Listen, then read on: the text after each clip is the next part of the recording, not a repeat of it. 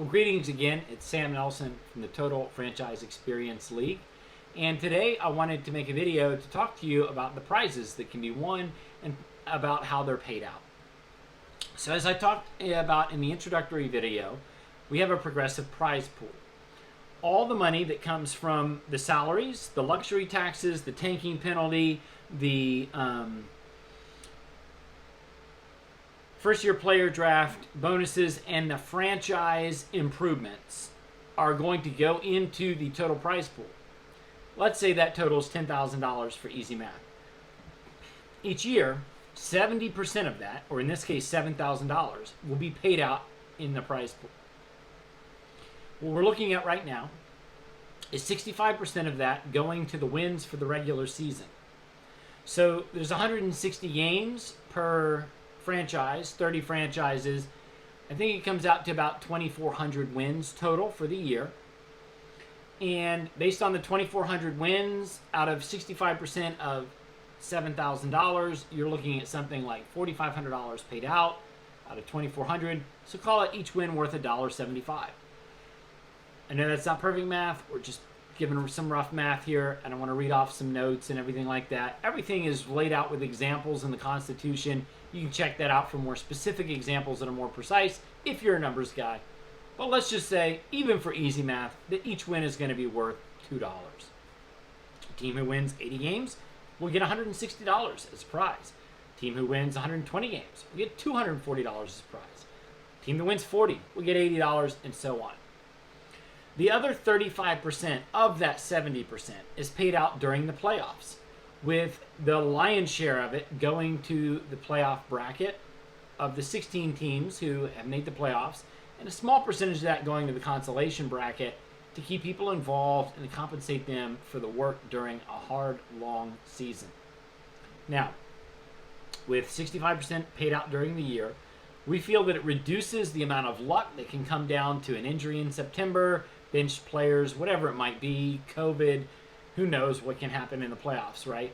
So if you run a good franchise during the year, if you win, you keep your fans happy, then you're going to make some money on the league. If you continue that success in the playoffs, you'll make even more money on the league. Now, like I said, $7,000 is paid out as the base amount. As I explained in the original video where I introduced the league, there are enhancements to your payout or things that can detract from your payout. So let's say a franchise has a $500 payout. Again, easy math. And their franchise that they represent, say the Texas Rangers, do poorly in the MLB. That would reduce their overall payout, so maybe they receive $450 instead of $500. Or maybe the Rangers have a great season, so their $500 turns into $600. I'm not going to get into the specifics of how the coaching works, is what I call that, for the franchise performance in real MLB. We'll cover that in a different video. But I just want people to understand that the additional monies that are paid out from modifiers like coaching and franchise improvements, which will be covered in a later video as well, come out of the 30% that rolls over into the next year. So 70% base is paid out, so those numbers are solidified.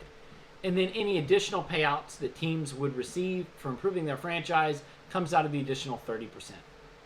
So let's say an additional 10% is paid out for bonuses. That means we've used 80% or $8,000 of our original $10,000 prize pool. The remaining $2,000 will roll over into the next season. Let's say we have a $12,000 prize pool. We'll keep it not confusing. Let's say we have a $13,000 prize pool from the salaries, the bonuses, and the franchise improvements, luxury taxes, and tanking penalties from the second year. We'll add the $2,000 to it, and it will become a $15,000 prize pool. We'll then pay out 70% of that, which comes to about $10,500 as the payout in the second year. So as you can see, as the league salaries grew, the compensation for paying those players and being successful in winning will grow as well. Again, as I pointed out in the original video, what this means is that your franchise will increase in value over time. It will encourage owners to stay with the league. It will encourage owners to exit the league properly if they decide that they need to leave. And it will also provide value to your franchise that will allow you to hopefully sell your franchise to a new owner that has been approved by the executive committee moving forward. Lastly, the admin prize that I talked about is going to be something fun that the league might enjoy, like a raffle for tickets or whatever it might be to a real MLB game. And that'll be based on the amount of admin money that is collected versus the amount of work that this league takes. So at this point, there's still some things that just cannot be automated. There's still some things that I'm going to have to go in and update on a regular basis in order to keep this league flowing smoothly. I know that this is my brainchild and my baby, and I understand the league better than anybody else. So at this point, I'm going to be maintaining all of the admin work. In the future, ideally, I would like to establish some committees, such as a competitive committee, players association committee, transaction committee, financial committee, etc., that are able to take some of the admin duties off of me in exchange for some of the admin money. But at this point, I'll run it all.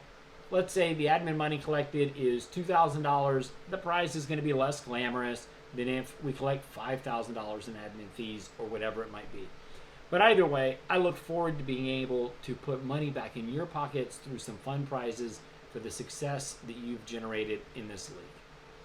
Thanks for watching this video on the prize payouts. If you have any questions, please don't hesitate to reach out to me, and please continue to watch the rest of the videos to learn more about this fantastic experience. Thank you.